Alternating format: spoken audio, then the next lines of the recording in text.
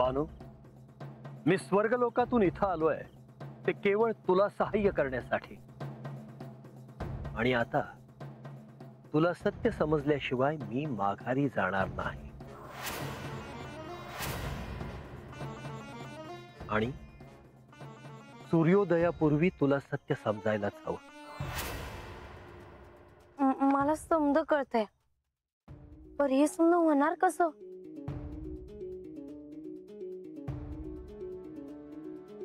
हा देवेंद्र ते करणार. आज सगळं जग निद्रा देवीच्या अधीन असताना इथं प्रत्यक्ष महादेवांच्या श्री खंडेरायांच्या भूमीत मी तुला आज एक अत्यंत महत्त्वाचं सत्य उलगडून दाखवणार आहे.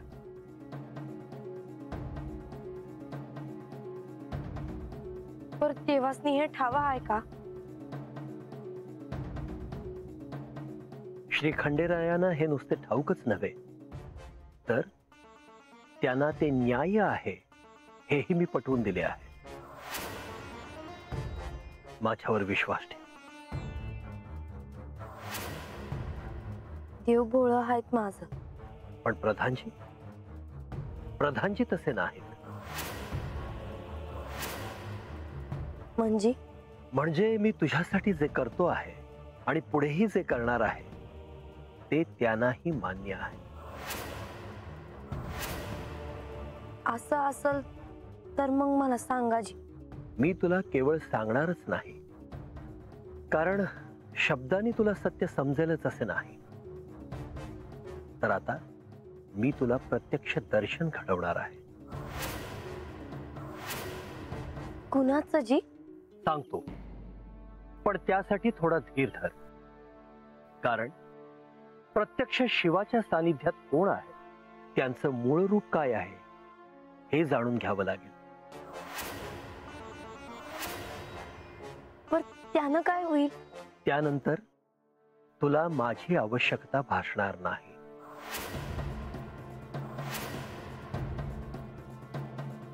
प्रत्यक्ष तेच तुला पुढचा मार्ग दाखवतील.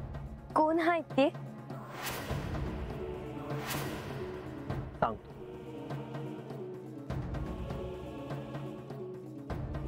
पण बानू, त्याआधी मी तुला भूतकाळात घेऊन जाणार आहे.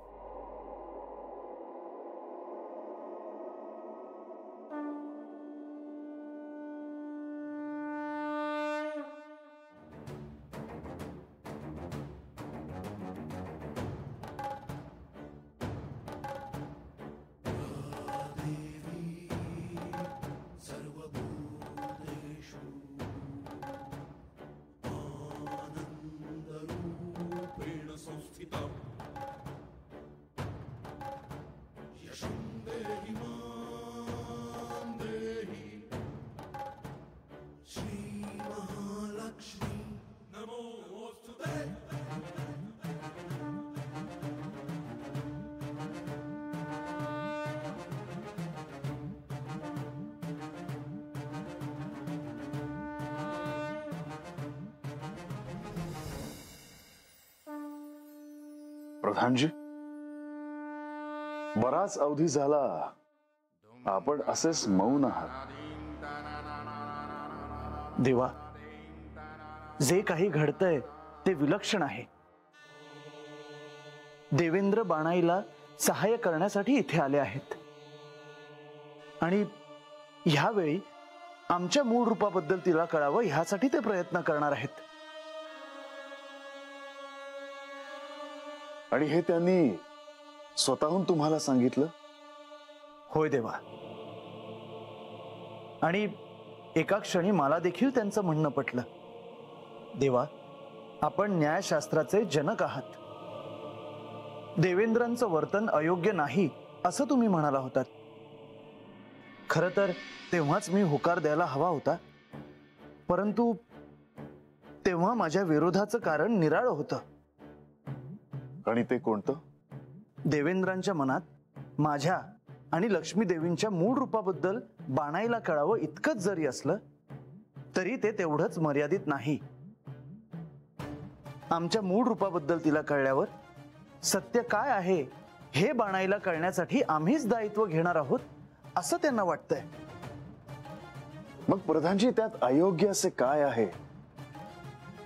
बानूला तिच्या मूळ रूपाबद्दल जर तुमच्यामुळे कळले तर त्यात मला आनंदच आहे. पण प्रधानजी, तुम्ही त्याचा एवढा का विचार करत आहात? कारण वरवर जरी सोपी दिसली तरी परिस्थिती बिकट आहे. श्री म्हाळसा देवींपासून हे कसं लपून राहणार हा प्रश्न आहे. आणि लक्ष्मी देवींना देखील क्षीरसागरी जायचं आहे देवा. लक्ष्मी देवींना क्षीरसागरी जायचे आहे? होय देवा. ह्यातून मार्ग कसा काढावा हाच विचार सतत माझ्या मनात आहे. त्यातून श्री म्हाळसा देवींना ह्याची काहीच कल्पना नाही.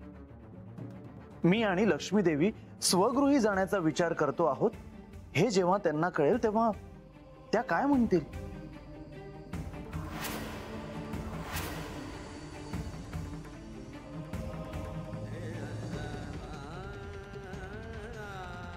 लक्ष्मी देवी, तुम्ही? आणि तेही या रात्रीच्या वेळी? काही काम होतं का माझ्याकडे? हो, तुमच्याशी जरा बोलायचं होतं. काय बोलायचे आहे? नवरात्रोत्सवानिमित्त गडावर सुरू असलेल्या आख्यानातून देवीची महती सर्वदूर पसरली आहे. हो. आणि हा नवरात्रोत्सव संपल्यानंतर मी स्वगृही जाईन म्हणते.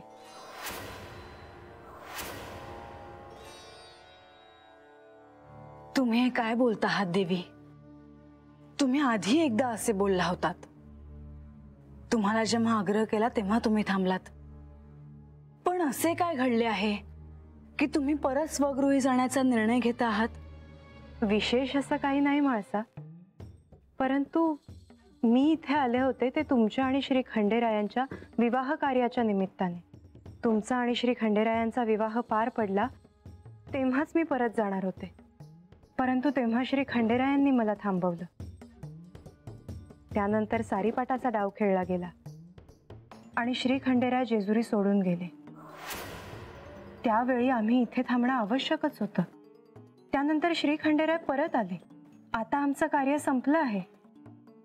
आता आम्हाला स्वगृही जावंच लागेल. बंधू देखील तुमच्या बरोबर येणार आहेत का? हो, ह्यावेळी मी त्यांना सोबत घेऊनच जाणार आहे. आणि खरं सांगायचं तर आम्हाला आमच्या स्वगृहाची आठवण येते. तुम्ही त्याबद्दल कधी काही सांगितले नाही आणि माझ्याकडूनही कधी विचारणा झाली नाही. कुठे आहे तुमचे घर? इथून काही योजना दूर आहे. कित्येक आप्तेष्ट आमची वाट पाहत आहेत तिथे. त्या सर्वांचंच दायित्व आमच्यावर आहे. मग त्यांनाही इथे बोलवून घ्या, पण तुम्ही गड सोडून जाऊ नका. ते सर्व इथे नाही येऊ शकणार म्हाळसा. देवी, माझे काही चुकले आहे का? गडावर तुम्हाला कोणी काही बोलले आहे का? असं का म्हणता आहात तुम्ही? कारण तुम्ही जाऊ नये असं मला वाटतं. हा जेजुरी गड तुमच्याशिवाय अपूर्ण आहे. काही झालं तरी मी तुम्हा दोघांना जाऊ देणार नाही.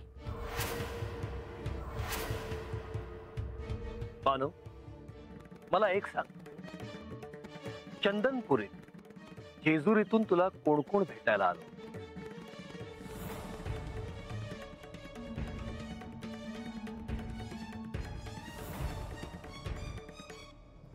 म्हाळसाताई आल्या होत्या.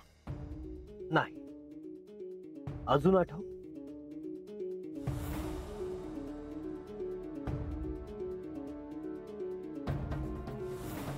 हा, प्रधानजी बी आले होते. पण प्रधानजी कोण म्हणून आले होते?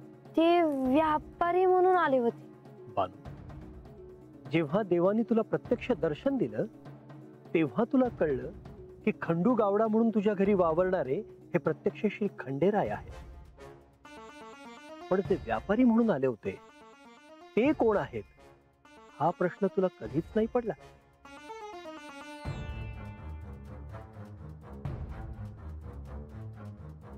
पर त्यांनी मला बहीण मानलं.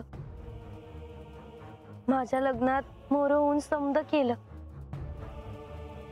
आणि तेव्हाच मला कळलं का ते प्रधानजी आहेत.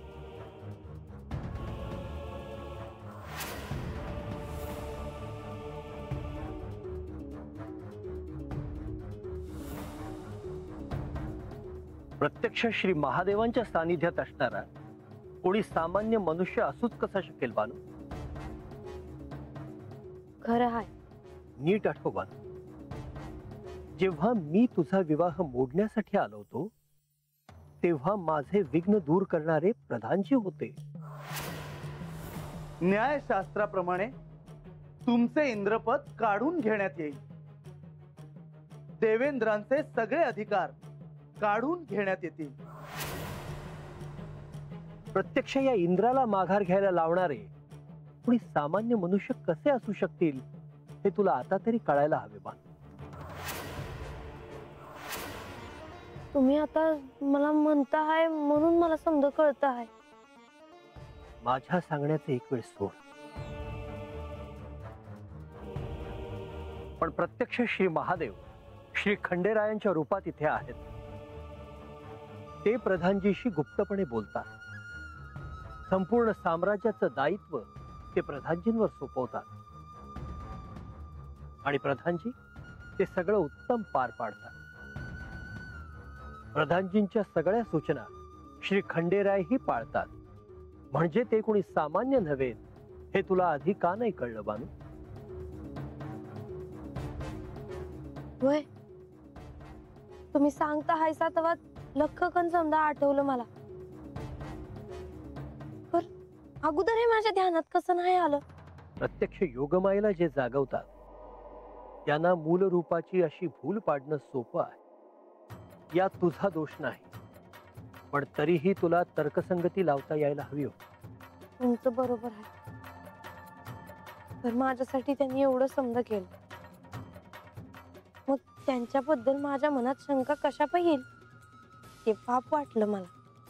त्यासनी मी हा देव माणूस समजत होते, पर ते तर खरोखरच देव माणूस आहे. होय ना?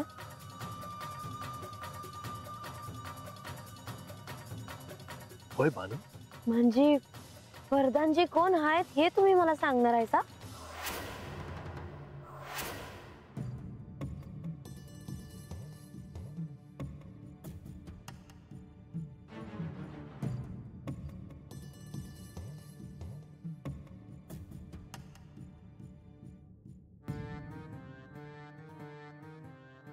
प्रधानजी, लक्ष्मी देवी, तुम्ही?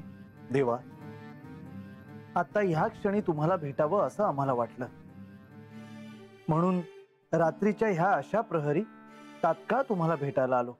ज्या अर्थी तुम्ही रात्रीच्या ह्या प्रहरी मला भेटायला आलात त्या अर्थी निश्चित काहीतरी महत्वाचं कार्य असणार.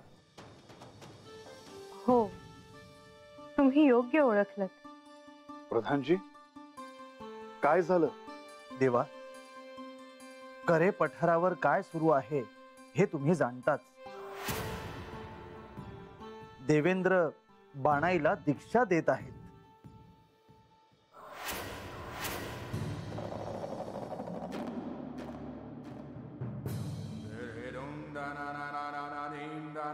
होय, मला ठाऊक आहे ते.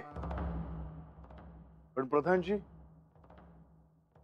जे काही घडत आहे ते घडू द्यावं असं मला वाटत आहे. मला देखील असंच वाटतं. आख्यानातून कळण्याऐवजी बानूला हे अशा मार्गाने काही कळलं तर ते काही अयोग्य नाही. आणि प्रधानजी, तुम्हाला देखील इंद्रदेवांची बाजू पटली आहे. देवेंद्रांकडून बाणाईला आमच्या मूळ रूपाबद्दल कळणं ह्याला जरी माझा विरोध नसला तरी ह्या मार्गाने बाणाईला तिच्या मूळ स्वरूपाबद्दल कळणं अयोग्य आहे. प्रधानजी हे कोण आहेत याचा प्रत्यय तुला येईलच, पण आजवर मी तुझ्यासाठी जे प्रयत्न केले ते मात्र सगळे विफल झाले. माझी चूक पदरात घ्यायची. ही चूक नाहीये बानू. तुझ्याकडे जिंकण्याची उर्मी नाहीये. सत्य जाणून घेण्यासाठी तडफड नाहीये तुझ्याकडे.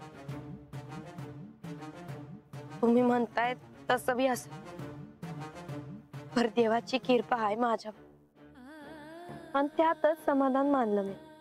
कदाचित तुझी हीच भक्ती आहे म्हणून तू श्री खंडेरायांना प्रिय आहे. पण बानू, श्री खंडेराय हे श्री म्हाळसादेवींचे केवळ पती नव्हेत तर गुरु देखील आहेत हे ध्यानी असायला हवं तुझ्या. तुला आत्मज्ञान व्हावं म्हणून मी काय काय केलं नाही. तुझ्या अंगणामध्ये कमलपुष्प प्रकट केली. इतकेच नव्हे, तुझ्या दारी जो शंख प्रकट झाला होता तो देखील तुमच्यामुळं. आणि भानू, हे सगळं मी कशासाठी केलं, कुणासाठी केलं? माझ्यासाठी. मला मारून टाका सांगणारा बी तुम्ही आणि माझ्यासाठी हे समजा करणारा बी तुम्ही. आता कुठलं रूप खरं आहे म्हणायचं? भानू, त्या आदिमायेच्या पाशात मीही अडकलो होतो आणि तूही. कोण तुम्ही? तुम्हाला काय विचारायचं माझ्या लग्नाचं? तुमचा माझा काय संबंध?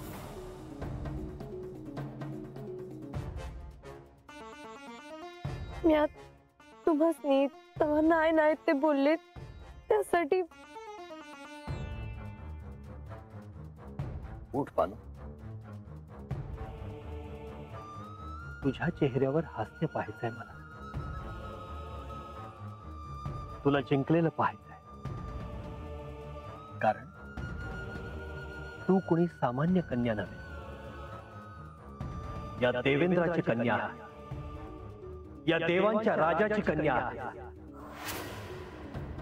तुला जिंकायलाच हवं भानू, तुला जिंकायलाच हवं. नवरात्रोत्सवात बाणाईला कमल पुष्पांबद्दल सांगताना लक्ष्मी देवींच्या कक्षात सर्वत्र कमळ उमलली होती. त्यानंतर श्री म्हाळसा देवी मला भेटल्या होत्या. मी आणि श्री लक्ष्मी देवी कोणी साधारण नाही आहोत अशी शंका तेव्हा त्यांना आली होती. तेव्हा कशीबशी मी त्यांची समजूत काढली होती.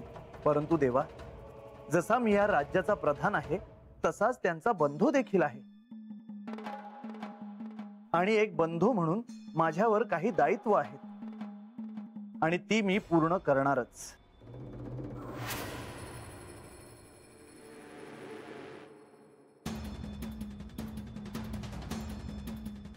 मला ठाऊक आहे.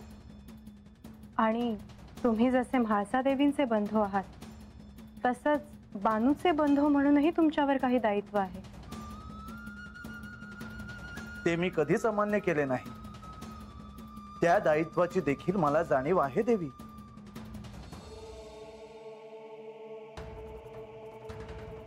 प्रधानजी, मी तुमच्या मताशी सहमत आहे. तुम्ही जो काही निर्णय घ्याल तो योग्यच असेल. मला इतकंच सांगायचं आहे की देवेंद्रांनी त्यांची मर्यादा सोडू नये. एका मर्यादेपर्यंत बाणायला जर काही कळलं तर त्यात अयोग्य काहीच नाही.